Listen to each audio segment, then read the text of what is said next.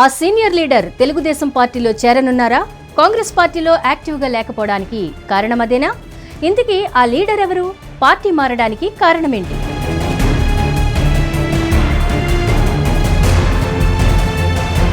రాష్ట్ర రాజకీయాల్లో ప్రకాశం జిల్లా స్పెషల్.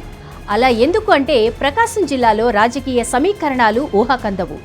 ఎప్పటికప్పుడు మారుతూ ఉంటాయి. మిగతా జిల్లాలకు ఈ జిల్లాకు ఇదే తేడా. 2019 ఎన్నికల్లో వైసీపీ ప్రభంజనంలో సైతం 2 స్థానాలను టీడీపీకి ఇచ్చింది. 2024 ఎన్నికల్లో కూటమి ప్రభంజనంలో సైతం ఈ జిల్లాలో 2 చోట్ల వైసీపీ అభ్యర్థులు గెలిచారు. ఎక్కువగా ఇండిపెండెంట్ అభ్యర్థులు గెలిచిన జిల్లాగా కూడా గుర్తింపు ఉంది. ఇక్కడ పార్టీలతో పాటు నేతలకు సైతం ప్రజల్లో మంచి గుర్తింపు ఉంటుంది.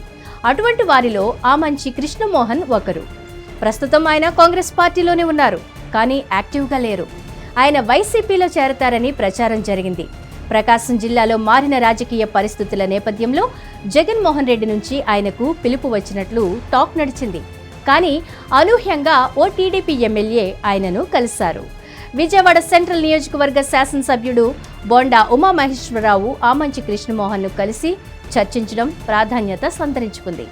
దీంతో ఆమంచి కృష్ణమోహన్ తెలుగుదేశం పార్టీలో చేరతారని ప్రచారం మొదలైంది.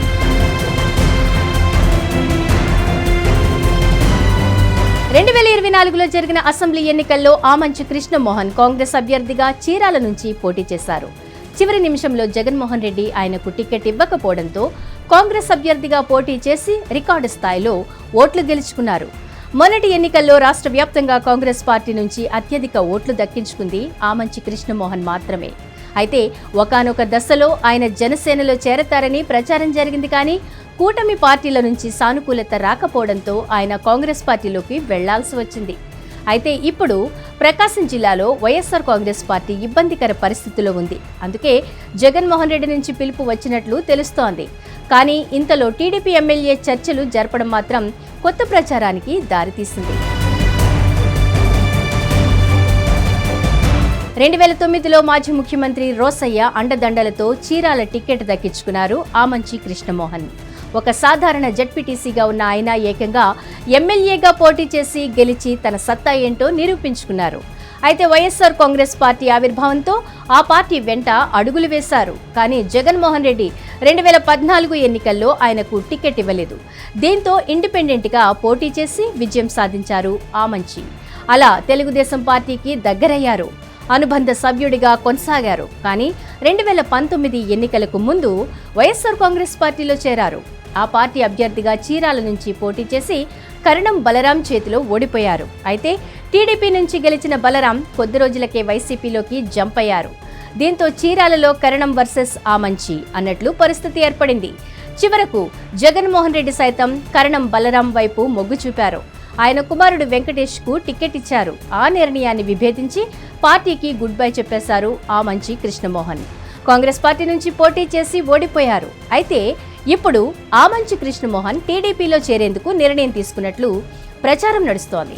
అయితే నిన్నటి వరకు వైసీపీ అని ప్రచారం జరిగింది. కానీ టీడీపీ వైపు వెళ్లి వచ్చే ఎన్నికల్లో పోటీ చేయాలని ఆమంచి చూస్తున్నారట. మరి టీడీపీ హై అధిష్టానం ఆయనకు ఎలాంటి హామీ ఇచ్చిందో చూడాలి. ఏ ఒప్పందం మీద జాయిన్ అవుతున్నారో వేచి చూడాలి. హిట్ టీవీ యాప్, ఇందులో short news, live news, entertainment shows, movies, digital magazines తో పాటు మీ జిల్లా వార్తలను కూడా ఫ్రీగా చూడొచ్చు.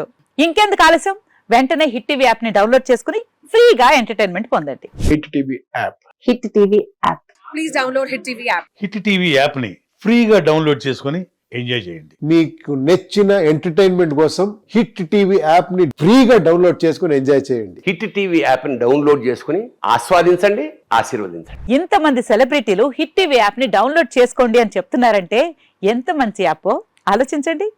అమెరికా అమెరికా అమెరికా అమెరికాలో చదవాలనుకునే వాళ్ళకి విశ్వసనీయమైన పేరు మన శౌర్య కన్సల్టెన్సీ.